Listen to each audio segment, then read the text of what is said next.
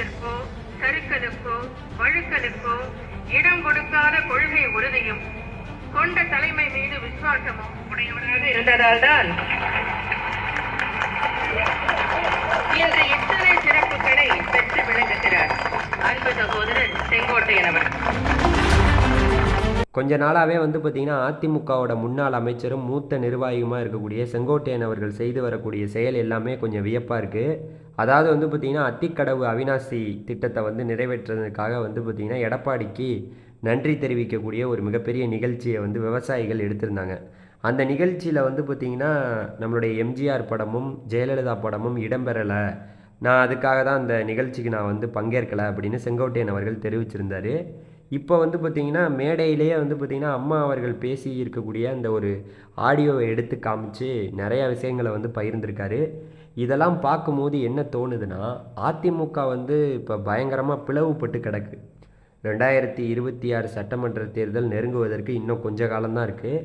இந்த நேரத்தில் திமுக பார்த்திங்கன்னா ஒரு 5 ஆண்டு காலம் ஆட்சியில் இருந்தாலும் கூட அவங்களுக்கு அவ்வளோ கெட்ட பேர். ஆனால் அந்த கெட்ட பேர் பார்த்திங்கன்னா அப்படியே அதிமுகவோட பிளவுனால் பார்த்திங்கன்னா யாருக்குமே கண்ணு தெரியாமல் போயிடுது. ஏன்னா அதிமுக இப்போ பிளவுங்கிறீங்களே, யார் யார் பிளவு அப்படின்னு கேட்டிங்கன்னா, அதிமுக பார்த்திங்கன்னா முக்கியமான மூத்த தலைவராக இருந்த ஓபிஎஸ் அவர்கள், அதுக்கப்புறம் சசிகலா, டிடிவி தினகரன், இது போன்ற பல அணிகளாக பிரிஞ்சு கிடக்கு. இவங்க எல்லாம் எப்போ ஒன்றா சேர போகிறாங்க அப்படிங்கிறது தெரியல. இருந்தாலும் செங்கோட்டையன் அவர்கள் இப்போ கொஞ்சம் இபிஎஸ்க்கு எதிராகவே நிறையா நிலைப்பாடுகளில் எடுத்து பேசிக்கிட்டு இருக்காரு. இதெல்லாம் பார்க்கும்போது 2026 தேர்தலுக்கு அதாவது எல்லாரும் ஒன்று சேரணும் அப்படிங்கிற ஒரு முக்கியமான ஒரு கோரிக்கையை இபிஎஸ்க்கு செங்கோட்டையன் அவர்கள் வைக்கிறதாக ஒரு தகவல் நமக்கு கிடைக்கிது. அது பார்த்திங்கன்னா உண்மையாக நடக்க போதா என்னன்னு தெரியல. கண்டிப்பாக நீங்கள் நினச்சி பாருங்களேன். இப்போ பார்த்திங்கன்னா தமிழக வெற்றி கழகம்ட்டு ஒரு கட்சி ஆரம்பிச்சுட்டு விஜய் வந்திருக்காரு.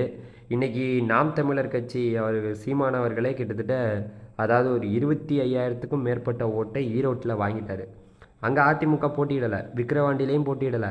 இப்போ அதிமுகவோட ஒரு கட்சிங்கிற ஒரு சரிவே மிகப்பெரிய சரிவில் போயிட்டுருக்கு.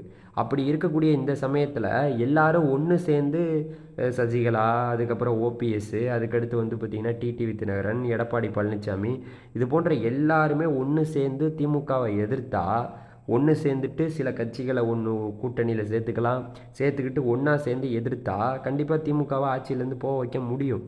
ஆனால் பார்த்திங்கன்னா அது நடக்க போதாங்கிறது தெரியல. இருந்தாலும் செங்கோட்டையன் அவர்களுடைய நடவடிக்கைகள்லாம் கொஞ்ச நாளாக இப்படி இருக்குது. இதை பற்றி நீங்கள் என்ன நினைக்கிறீங்கிறத மறந்துடாமல் நம்ம கமெண்ட் செக்ஷனில் சொல்லுங்கள். மறந்துடாமல் நம்ம சேனலையும் சப்ஸ்கிரைப் பண்ணிங்க.